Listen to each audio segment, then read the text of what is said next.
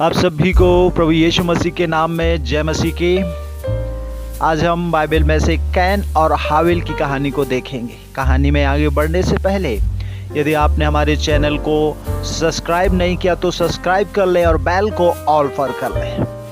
Bible हमें बताती है यह उस समय की बात है जब परमेश्वर ने आदम और हव्वा को अदन की वाटिका से बाहर निकाल दिया था।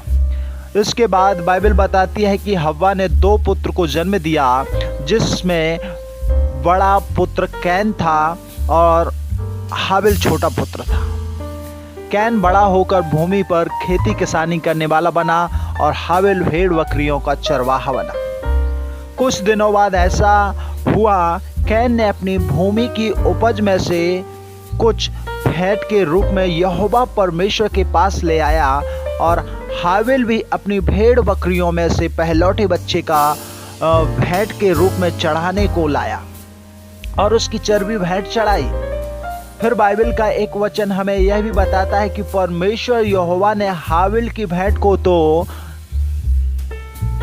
ग्रहण किया, यहोवा परमेश्वर ने ग्रहण किया, परंतु कैन की भेंट को परमेश्वर ने ग्रहण नहीं किया, जिससे कैन बहुत क्रोधित और उसके मुंह पर उदासी छा गई। तब यहोवा ने कैन से कहा, तेरे मुंह पर उदासी क्यों छाई है? यदि तू भला करे तो क्या तेरी भेंट ग्रहण नहीं की जाएगी? और यदि तू भला ना करे तो पाप द्वार पर छिपा रहता है और उसकी लालसा तेरी ओर होगी और तुझे उस पर प्रभुता करनी है। प्यारे भाई और बहनों, यहाँ पर हम देखते हैं कि कैन अपनी भूमि की उपज में से कुछ परमेश्वर के पास भेंट ले आया। शायद कैन अपनी जो भेंट लाया था वह अपनी बची हुई उपज या जो भेंट है यहोवा के पास लाया था। जो लास्ट में बची हुई भेंट थी, जो कुछ बचा हुआ था, वह यहोवा परमेश्वर के सम्मुख लाया था और इसी कारण यहोवा परमेश्वर ने उसे और उसकी भेंट को ग्रहण नहीं किया। यहाँ पर 2 बातें ध्यान देने वाली हैं। परमेश्वर ने पहले कैन को अस्वीकार किया और इसके बाद उसकी भेंट को, क्योंकि कैन के मन में दुष्टता भरी हुई थी और बाइबल हमें बताती है नीति वचन में कि दुष्टों का बलिदान घृणित लगता है यहोवा को, विशेष करके जब वह महापाप के निमित्त चढ़ाता है। मेरे भाई और बहनों, यदि कैन का मन अच्छा होता और परमेश्वर से प्रेम रखता तो अपनी भूमि की उपज में से सबसे उत्तम अच्छी भेंट यहोवा परमेश्वर को लाता। लेकिन कैन के मन में पाप था और यही कारण था कि परमेश्वर ने उसकी भेंट को ग्रहण नहीं की। उसी प्रकार यदि हम भी अपने मन में कपट रखकर परमेश्वर को चाहे कितनी भी अच्छे से अच्छी भेंट चढ़ा ले तो वह उसे ग्रहण नहीं करेगा। इसलिए हम जब भी परमेश्वर के पास भेंट को लाते हैं, हमारा मन शुद्ध, पवित्र, पाक होना चाहिए। कभी भी परमेश्वर ऐसी भेंटों को ग्रहण नहीं करेगा जिनके मन में कपट हो, क्योंकि यहोवा हमारी भेंट नहीं पर मन को देखता है। उसी प्रकार हाबिल के विषय में भी हम देखते हैं, जब वह अपनी भेंट यहोवा के पास लाया तो बाइबल बताती है कि यहोवा परमेश्वर ने उसे और उसकी भेंट को ग्रहण किया। बाइबल स्पष्ट कहती है कि पहले परमेश्वर यहोवा ने उसे फिर उसकी भेंट को ग्रहण किया। वह इसलिए क्योंकि हाबिल जो था मन का कपट रहित व्यक्ति था,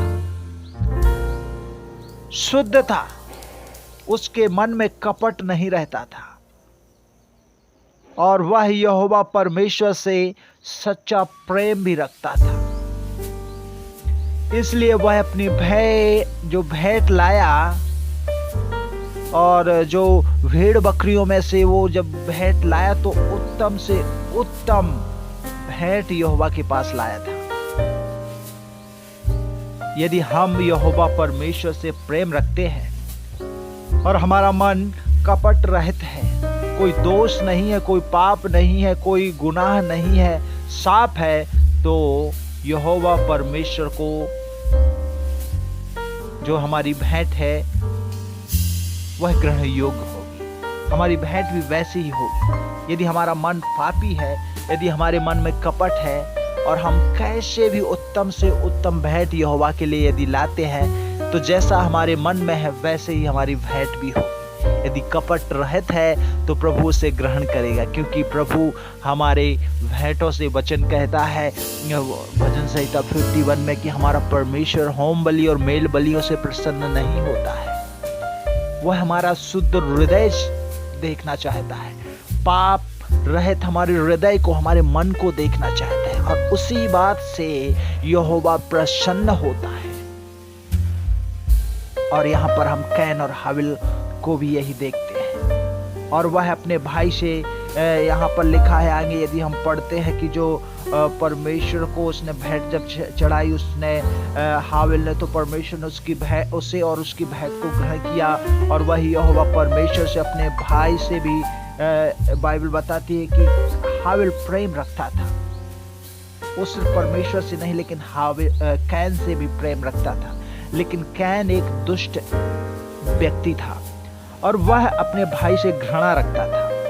इसलिए यहोवा परमेश्वर ने उससे कहा, यदि तू भला करे तो क्या तेरी भेंट ग्रहण ना की जाएगी? इसी कारण कैन अपने भाई से जलन रखने लगा, और फिर उसने अपने भाई हाबिल को मारने की योजना बनाई और उसे एक मैदान में ले गया और उसे पीछे से छिपकर घात किया और मार डाला।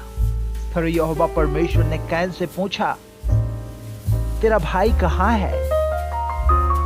वह बोलता है, क्या मैं अपने भाई का रखवाला हूं? भाई और बहनों, कैन ने सर्वप्रथम परमेश्वर यहोवा से झूठ बोला और अपने आप को ऐसा साबित करने का प्रयत्न किया कि वह कुछ नहीं जानता है, वो एकदम अच्छा व्यक्ति है। लेकिन बाइबल बताती है कि हमारा परमेश्वर हमारे मन को जांचता है। उसे मालूम था कि इसने अपने भाई को घात किया है। मेरे प्रिय भाई और बहनों, ये थी कैन और हाबिल की कहानी। और यदि आप आगे विस्तार से पढ़ना चाहते तो आप उत्पत्ति 4 अध्याय 1 वचन से आगे पढ़िए, आपको इस विषय में पूर्ण घटना बड़े ही स्पष्ट रूप से मिल जाएगी। और इस बात से हमें यह शिक्षा मिलती है कि जब भी हम परमेश्वर यहोवा के पास भेंट को लाएं तो शुद्ध मन के साथ में उत्तम से उत्तम भेंट को परमेश्वर को चढ़ाना है। कपट रहित मन हमारा होना चाहिए जब हम परमेश्वर को भेंट चढ़ाते हैं, क्योंकि परमेश्वर उसी भेंट को ग्रहण करता है। परमेश्वर हमारी भेंट जो भेंटें रहती हैं, बलिदान रहता है, उसको नहीं देखता, लेकिन वो हमारे मन को देखता है कि मेरे बेटा मेरी बेटियों ने किस प्रकार से, कौन से मन से मुझे इस भेंट को दिया है। सो प्रभु आज इस कहानी के द्वारा आप सबको बहुत बहुत ब्लेस करे। God bless you. और हमारे इस वीडियोस को आप अपने भाइयों, अपने बहनें, अपने लोगों, अपने मित्रों, अपने दोस्तों सबको शेयर कीजिए, ताकि वे भी इस कहानी को सुने और प्रभु के अद्भुत अद्भुत आशीषों